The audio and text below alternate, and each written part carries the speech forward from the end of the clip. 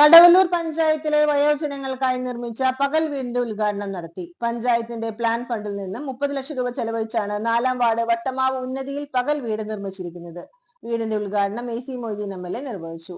വട്ടമാവ് ഉന്നതിയെ അംബേദ്കർ പദ്ധതി ഉൾപ്പെടുത്തി ഉന്നതിയുടെ വികസനത്തിനായി 1 കോടി രൂപ അനുവദിക്കുമെന്ന് MLA പറഞ്ഞു. പഞ്ചായത്ത് പ്രസിഡന്റ് PA രാജേന്ദ്രൻ അധ്യക്ഷത വഹിച്ചു.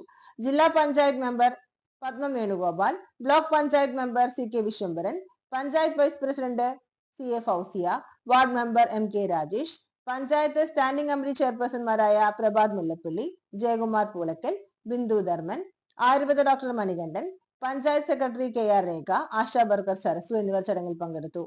പകൽ സമയത്ത് വീടുകളിൽ ഒറ്റപ്പെട്ടു പോകുന്നവരുടെ മാനസിക ഉല്ലാസത്തിനും സംരക്ഷണത്തിനുമായി നിർമ്മിച്ച പകൽ വീട്ടിൽ ഭക്ഷണം, TV, ഫ്രിഡ്ജ്, പത്രം, വിശ്രമമുറി, ബാത്റൂം സൗകര്യങ്ങളും ചികിത്സാ സംവിധാനവും മരുന്നും അഭിരുചിക്കനുസരമുള്ള തൊഴിൽ പരിശീലനവും നൽകും. രാവിലെ 9 മുതൽ വൈകിട്ട് 5 വരെ പ്രവർത്തിക്കുന്ന പകൽ വീട്ടിൽ ഒരു കെയർ ടേക്കറെയും പഞ്ചായത്ത് നിയമിച്ചിട്ടുണ്ട്.